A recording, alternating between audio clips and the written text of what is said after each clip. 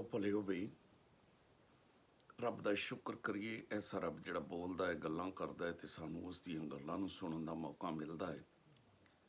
ਇਸ ਤੋਂ ਪਹਿਲਾਂ ਕਿ ਅਸੀਂ ਉਹਦੀਆਂ ਗੱਲਾਂ ਸੁਣੀਏ, ਕਿਉਂਕਿ ਉਹਦਾ ਕਲਾਮ ਕਦਮਾਂ ਲਈ ਚਿਰਾਗ ਤੇ ਰਾਹ ਲਈ ਰੋਸ਼ਨੀ ਹੈ। ਤੇ ਮੇਰੀ ਤਰਫੋਂ, ਮੇਰੇ ਬੱਚਿਆਂ ਦੀ ਤਰਫੋਂ ਤੇ ਨੀਦਰਲੈਂਡ ਦੀ ਕਲੀਸਿਆ ਦੀ ਤਰਫੋਂ ਸਾਰੇ ਸੁਣਨ ਵਾਲਿਆਂ ਨੂੰ ਸਲਾਮ ਪਹੁੰਚੇ। ਤੇ ਜਿਸ ਲਈ ਕਲਾਮ ਤੁਹਾਡੇ ਕੋਲ ਜਾਵੇ, ਇਹਨੂੰ ਜ਼ਰੂਰ ਇਹ ਖੁਦਾ ਦਾ ਕਲਾਮ ਇਹਨੂੰ ਲਾਇਕ ਵੀ ਕਰਿਓ, ਸ਼ੇਅਰ ਵੀ ਕਰਿਓ, ਬੈਲ ਦਾ ਬਟਨ ਵੀ ਦਬਾਇਓ, ਤਾਂ ਕਿ ਨਵਾਂ ਤੋਂ ਨਵਾਂ ਕਲਾਮ ਤੁਹਾਡੇ ਕੋਲ ਪਹੁੰਚਦਾ ਰਹੇ।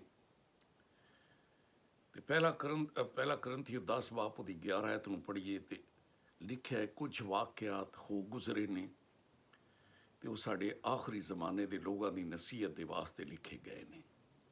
ਇਹਨਾਂ ਵਾਕਿਆਤਾਂ ਦੇ ਵਿੱਚੋਂ ਅਸੀਂ ਬਲਾਮ ਨਬੀ ਦੇ ਬਾਰੇ ਸੁਣ ਰਹੇ ਸੀ, ਸਿੱਖ ਰਹੇ ਸੀ। ਗਿਣਤੀ 22 ਬਾਪ ਨੂੰ ਪੜ੍ਹੋ, ਸ਼ੁਰੂ ਕਰੋ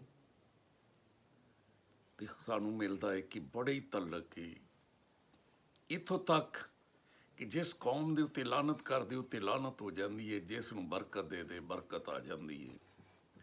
ਤੇ ਏਡੇ ਤਲਕ ਵਾਲਾ ਨਬੀ ਲਾਲਚ ਦੇ ਵਿੱਚ ਆ ਗਿਆ।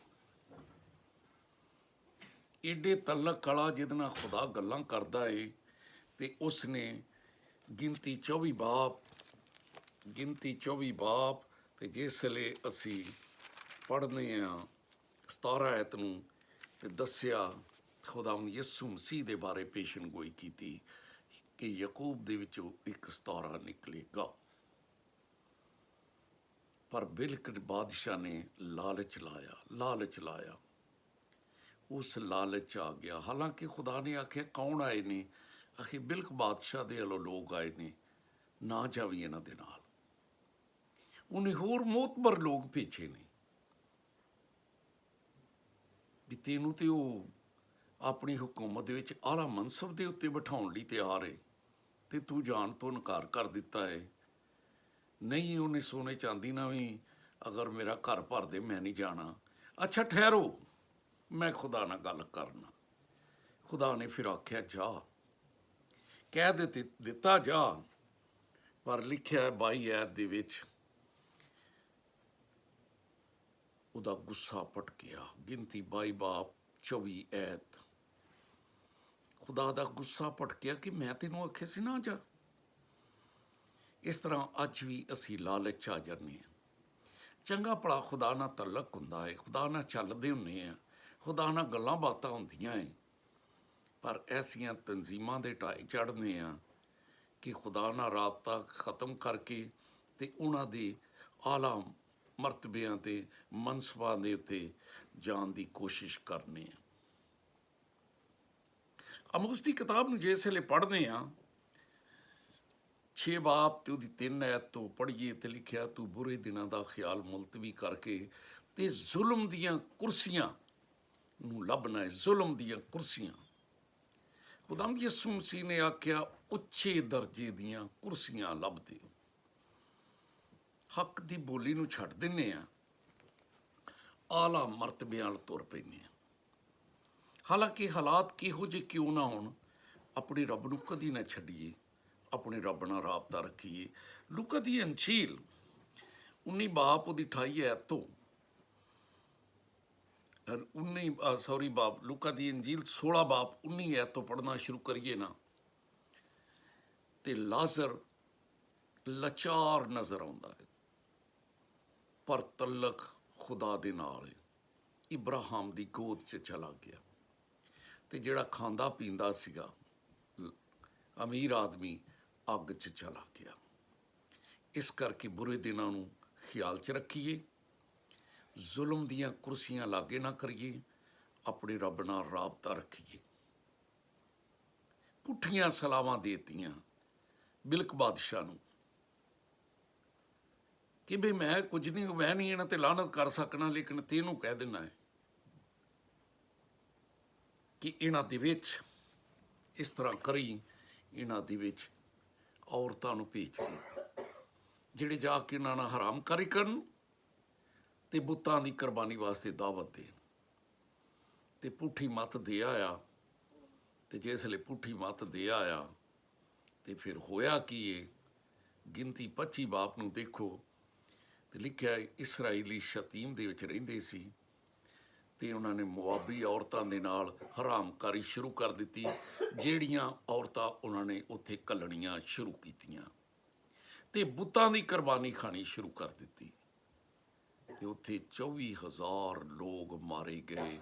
ਆਓ ਭਲਿਓ, ਕਦੀ ਕੋਈ ਪੁੱਠੀ ਮੱਤ ਕਿਸੇ ਨੂੰ ਨਾ ਦਈਏ, ਬਲਕਿ ਸਿੱਧੀਆਂ ਗੱਲਾਂ ਕਰੀਏ, ਆਪਣੇ ਰੱਬ ਨਾਲ ਰਾਬਤਾ ਰੱਖੀਏ। ਤੇ ਫਿਰ ਕਮਾਈ ਕੀ ਕੀਤੀ ਬਈ? ਖੁਦਾ ਦਾ ਬੰਦਾ ਮੁਕੱਦਸ ਪੱਤਰ ਜੋ ਦੂਸਰਾ ਖੱਤ ਲਿਖਦਾ ਹੈ ਤੇ ਕਹਿੰਦਾ ਹੈ ਹਾਂ ਬਹੁਤ ਸਾਰੇ ਲੋਕਾਂ ਨੇ ਸਿੱਧੀ ਰਾਹ ਨੂੰ ਛੱਡ ਦਿੱਤਾ ਹੈ ਤੇ ਬਖੂਰ ਦੇ ਬੇਟੇ ਬਲਾਮ ਦੀ ਰਾਹ ਤੇ ਹੋ ਗਏ ਨੇ।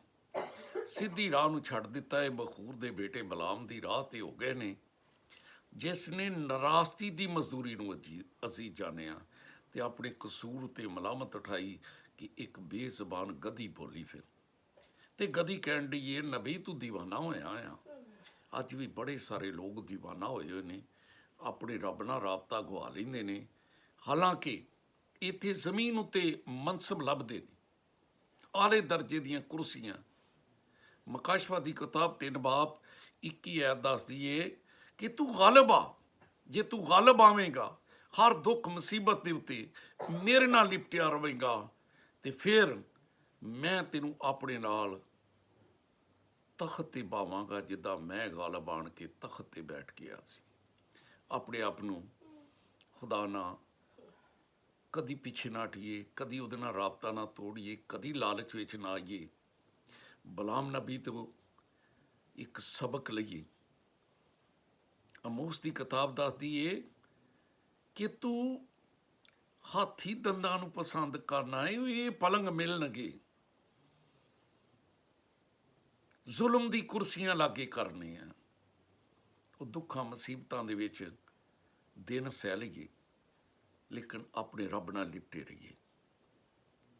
ਯਰਮੀਆ 13 ਬਾਪ ਨੂੰ ਜ਼ਰਾ ਵੇਖੋ ਹਾਂ, ਉੱਥੇ ਲਿਖਿਆ ਹੈ ਯਰਮੀਆ ਨੂੰ ਖੁਦਾ ਨੇ ਆਖਿਆ ਇੱਕ ਤਾਂ ਨਹੀਂ ਕਮਰਬੰਦ ਖਰੀਦ ਲਾ ਤੇ ਉਹਨੇ ਕਮਰਬੰਦ ਖਰੀਦ ਲਿਆ ਤੇ ਆਖਿਆ ਇਹਨੂੰ ਕਮਰ ਨਾ ਬੰਨ ਲਾ ਤੇ ਉਹਨੇ ਕਮਰ ਨਾ ਬੰਨ ਲਿਆ ਤੇ ਆਖਿਆ ਇਹਨੂੰ ਪਾਣੀ ਵਿੱਚ ਨਾ ਭਗੋਈ ਤੇ ਉਹਨੇ ਆਖਿਆ ਨਹੀਂ ਭਗਾਉਂਦਾ। ਤੇ ਫਿਰ ਚੰਦ ਦਿਨਾਂ ਬਾਅਦ ਰੱਬ ਨੇ ਆਖਿਆ ਜਾ ਕੇ ਇਹਨੂੰ ਦਰਿਆਏ ਫਰਾਤ ਦੇ ਕਿਨਾਰੇ ਚਟਾਨ ਦੇ ਸ਼ਗਾਫਾਂ 'ਚ ਦੱਬਿਆ। ਤੇ ਕਹਿੰਦਾ ਮੈਂ ਦੱਬ ਆਇਆ ਤੇ ਜਦੋਂ ਫਿਰ ਮੈਨੂੰ ਰੱਬ ਕਹਿੰਦਾ ਜਾ ਕੇ ਕੱਢ ਲਾ। ਕਹਿੰਦਾ ਮੈਂ ਕੱਢਿਆ ਤੇ ਉਹ ਕਿਸੇ ਕੰਮ ਦਾ ਨਹੀਂ ਸੀ ਰਿਹਾ। ਇਸ ਤਰ੍ਹਾਂ ਖੁਦਾ ਕਹਿੰਦਾ ਏ ਇਹ ਇਸਰਾਈਲ ਦਾ ਗਰੂਰ ਏ, ਯਹੂਦਾ ਦਾ ਕਮੰਡ ਏ। ਇਹ ਸ਼ਰੀਰ ਲੋਕ ਜਿਹੜੇ ਆ ਮੇਰੇ ਗੱਲਾਂ ਸੁਣਨ ਤੋਂ ਇਨਕਾਰ ਕਰਦੇ ਨੇ, ਜਿਹੜੇ ਲੋਕ ਇਹ ਉਸ ਕਮਰਬੰਦ ਦੀ ਮਾਨਦ ਹੋਣੇ ਨੇ ਜਿਹੜਾ ਕਿਸੇ ਕੰਮ ਦਾ ਨਹੀਂ ਰਿਹਾ। ਕਿਉਂਕਿ ਮੈਂ ਚਾਹੁੰਦਾ ਹੈ ਕਿ ਇਹ ਮੇਰੇ ਨਾਲ ਲਿਪਟੇ ਰਹਿਣ, ਮੇਰੀਆਂ ਸ਼ਹਾਦਤਾਂ ਨਾਲ ਲਿਪਟੇ ਰਹਿਣ, ਮੇਰੇ ਨਾਲ ਰਾਬਤਾ ਰਵੇ ਤੇ ਫਿਰ ਇਹਨਾਂ ਨੂੰ ਇੱਕ ਦਿਨ ਉਹ ਤਖਤ ਮਿਲੇ। ਪਰ ਇਹ ਜ਼ਮੀਨ ਉੱਤੇ ਹੀ ਮੇਰੇ ਨਾਲ ਮੁਖਾਲਫਤ ਕਰਦੇ ਨੇ, ਮੈਨੂੰ ਛੱਡ ਦਿੰਦੇ ਨੇ ਤੇ ਜ਼ੁਲਮ ਦੀਆਂ ਕੁਰਸੀਆਂ ਲਾਗੇ ਕਰਕੇ ਤੇ ਐਸੀਆਂ ਤਨਜ਼ੀਮਾਂ ਦੇ ਮਗਰ ਲੱਗ ਕੇ ਤੇ ਆਪਣੀ ਗੱਲ ਨੂੰ ਗਵਾ ਲੈਂਦੇ ਆ। ਆਓ ਆਪਣੀ ਗੱਲ ਨੂੰ ਨਾ ਗਵਾਈਏ। ਯਰਮੀਆ 2 ਬਾਬ 31 'ਚ ਲਿਖਿਆ ਇਸ ਪੁੱਛਦੇ ਲੋਗੋ ਖੁਦਾ ਦੇ ਕਲਾਮ ਦਾ ਲਿਹਾਜ਼ ਕਰੋ। ਅਗਰ ਉਹ ਖੁਦਾ ਦੀ ਕਲਾਮ ਦਾ ਲਿਹਾਜ਼ ਕਰਦਾ, ਖੁਦਾ ਦਾ ਲਿਹਾਜ਼ ਕਰਦਾ ਤੇ ਅੱਜ ਉਹਦੇ ਬਾਰੇ ਇਹ ਨਾ ਲਿਖਿਆ ਜਾਂਦਾ ਕਿ ਇਹਨਾਂ ਨੇ ਸਿੱਧੀ ਰਾਹ ਨੂੰ ਛੱਡਿਆ ਤੇ ਬਖੂਰ ਦੇ ਬੇਟੇ ਬਲਾਮ ਦੀ ਰਾਹ ਤੇ ਹੋ ਗਏ ਨੇ। ਤੇ ਫਿਰ ਲਿਖਿਆ ਲਾਨਤ ਦੀ ਔਲਾਦ, ਬਰਕਤ ਤੋਂ ਲਾਨਤ ਤੇ ਆ ਗਿਆ। ਅੱਜ ਮੌਕਾ ਜੇ ਬਰਕਤ ਮਿਲੀ ਏ, ਇਸ ਬਰਕਤ ਨੂੰ ਬਰਕਰਾਰ ਰੱਖੀਏ। ਪਹਿਲਾ ਕਰੰਥੀ 3 ਬਾਪ ਉਹਦੀ 9 'ਚ ਲਿਖਿਆ ਸੀ ਖੁਦਾ ਦੇ ਨਾਲ, ਉਹ ਖੁਦਾ ਦੇ ਨਾਲ ਮਿਲ ਕੇ ਕੰਮ ਕਰਦੇ ਰਹੀਏ ਭਰਾਓ। ਐਵੇਂ ਨਾ ਭੱਜ ਦੂਸਰੀਆਂ ਤਨਜ਼ੀਮਾਂ ਨੂੰ, ਉਹ ਜਿਨ੍ਹਾਂ ਦਾ ਰਾਬਤਾ ਵੀ ਖੁਦਾ ਨਾਲ ਕੋਈ ਨਹੀਂ, ਜਿਹੜੀਆਂ ਗਲਤ ਤਲੀਮਾਂ ਦਿੰਦੀਆਂ ਨੇ ਉਹਨਾਂ ਦੇ ਪਿੱਛੇ ਨਾ ਲੱਗੀਏ, ਉਹਨਾਂ ਦੇ ਮਨਸਬਾਂ ਦੇ ਆਲਾ ਦਰਜਿਆਂ ਦੀਆਂ ਕੁਰਸੀਆਂ ਨਾ ਲੱਭੀਏ, ਬਲਕਿ ਮੁਸੀਬਤਾਂ ਸਹਿਣਾ ਸਿੱਖੀਏ।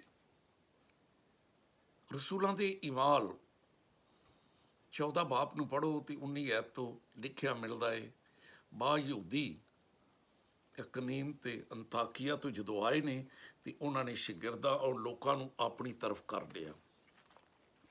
ਤੇ ਪਲੂਸ ਨੂੰ ਸੰਸਾਰ ਕੀਤਾ। ਲੋਕਾਂ ਨੂੰ ਆਪਣੀ ਤਰਫ ਕਰਕੇ ਪਲੂਸ ਨੂੰ ਸੰਸਾਰ ਕੀਤਾ ਤੇ ਫਿਰ ਘਸੀਟ ਕੇ ਬਾਹਰ ਸਿੱਟ ਆਏ। ਜਿਸ ਵੇਲੇ ਬਾਹਰ ਸਿੱਟ ਆਏ ਨੇ ਤੇ ਸ਼ਾਗਿਰਦ ਆਲੇ ਦੁਆਲੇ ਖੜੇ ਹੋ ਗਏ ਨੇ ਜਾ ਕੇ, ਤੇ ਉਹ ਫਿਰ ਉੱਠ ਕੇ ਉਸੇ ਸ਼ਹਿਰ ਦੇ ਵਿੱਚ ਆ ਕੇ ਆਏ। ਰਸੂਲਾਂ ਦੇ ਮਾਲ 14 ਬਾਬ 19 ਐਤ ਮੈਂ ਗੱਲ ਸੁਣਾ ਰਿਹਾ। ਉਸੇ ਸ਼ਹਿਰ ਦੇ ਵਿੱਚ ਫਿਰ ਆਇਆ ਹੈ ਤੇ ਦੂਸਰੇ ਦਿਨ ਫਿਰ ਉਹ ਬਰਨਬਾਸ ਨੂੰ ਨਾਲ ਉਹਨੇ ਲਿਆ ਤੇ ਦਰਬੇ ਨੂੰ ਗਿਆ ਹੈ ਤੇ ਉਸ ਸ਼ਹਿਰ ਦੇ ਵਿੱਚ ਪਹਿਲੋਂ ਉਹਨੇ ਫਿਰ ਖੁਸ਼ਖਬਰੀ ਸੁਣਾਈ ਹੈ, ਫਿਰ ਗਿਆ ਹੈ ਤੇ ਬਹੁਤ ਸਾਰੇ ਸ਼ਾਗਿਰਦ ਕਰਕੇ ਉਹ ਲੁਸਤਰਾ ਤੇ ਅਕਨੀਮ ਤੇ ਅੰਤਾਕੀਆ ਨੂੰ ਵਾਪਸ ਗਏ ਨੇ। ਤੇ 32-22 ਐਚ ਲਿਖਿਆ ਉਹ ਸ਼ਾਗਿਰਦਾਂ ਦੇ ਦਿਲਾਂ ਨੂੰ ਮਜ਼ਬੂਤ ਕਰਦੇ ਸੀ ਤੇ ਨਸੀਹਤ ਦਿੰਦੇ ਸੀ ਕਿ ਈਮਾਨ ਤੇ ਕਾਇਮ ਰਹੋ, ਤੇ ਕਹਿੰਦੇ ਸੀ ਜ਼ਰੂਰ ਇਹ ਬਹੁਤ ਸਾਰੀਆਂ ਮੁਸੀਬਤਾਂ ਸਹਿ ਕੇ ਅਸੀਂ ਖੁਦਾ ਦੀ ਬਾਦਸ਼ਾਹੀ ਦੇ ਵਿੱਚ ਦਾਖਲ ਹੋਵਾਂਗੇ। ਮੁਸੀਬਤਾਂ ਤੋਂ ਪਰੇਸ਼ਾਨ ਨਾ ਹੋਈਏ, ਟੈਨਸ਼ਨਾਂ ਤੋਂ ਪਰੇਸ਼ਾਨ ਨਾ ਹੋਈਏ, ਦੁਨੀਆ ਦੇ ਮਾਲ ਵੱਲ ਤੇ ਕੁਰਸੀਆਂ ਵੱਲ ਤੇ ਐਸੀਆਂ ਤਨਜ਼ੀਮਾਂ ਜਿਹੜੀਆਂ ਖੁਦਾ ਤੋਂ ਹਟ ਕੇ ਤਲੀਮਾਂ ਦਿੰਦੀਆਂ ਏ ਉਹਨਾਂ ਦੇ ਪਿੱਛੇ ਨਾ ਲੱਗੀਏ। ਆਲਾ ਦਰਜੇ ਦੀਆਂ ਕੁਰਸੀਆਂ ਨਾ ਜਾਈਏ, ਆਪਣਾ ਰਾਬਤਾ ਰੱਬ ਨਾ ਰੱਖੀਏ, ਉਹ ਤਖਤ 'ਤੇ ਬਾਉਣ ਲਈ ਤਿਆਰ ਹੈ। ਸੋ ਵੀ ਖੁਦਾ ਤੁਹਾਨੂੰ ਬਰਕਤ ਦੇ ਤੇ ਇਸੇ ਤਰ੍ਹਾਂ ਹੀ ਤੁਹਾਨੂੰ ਜ਼ਰੂਰ ਇਹ ਨਵੇਂ ਤੋਂ ਨਵਾਂ ਕਲਾਮ ਮਿਲਦਾ ਰਹੇਗਾ ਜਿਹੜਾ ਕਦਮਾਂ ਲਈ ਚਿਰਾਗ ਤੇ ਰਾਹ ਲਈ ਰੋਸ਼ਨੀ ਹੈ। ਲੇਕਿਨ ਕਲਾਮ ਨੂੰ ਲਾਈਕ ਕਰਨਾ, ਸ਼ੇਅਰ ਕਰਨਾ, ਬੈਲ ਦਾ ਬਟਨ ਦਬਾਉਣਾ ਤਾਂ ਕਿ ਨਵਾਂ ਤੋਂ ਨਵਾਂ ਕਲਾਮ ਜਿਹੜਾ ਸਾਡੇ ਕਦਮਾਂ ਲਈ ਚਿਰਾਗ ਰਾਹ ਲਈ ਰੋਸ਼ਨੀ ਹੈ ਤੁਹਾਡੇ ਤੱਕ ਪਹੁੰਚਦਾ ਰਹੇ। ਸੋ ਖੁਦਾ ਤੈਨੂੰ ਬਰਕਤ ਦੇਵੇ।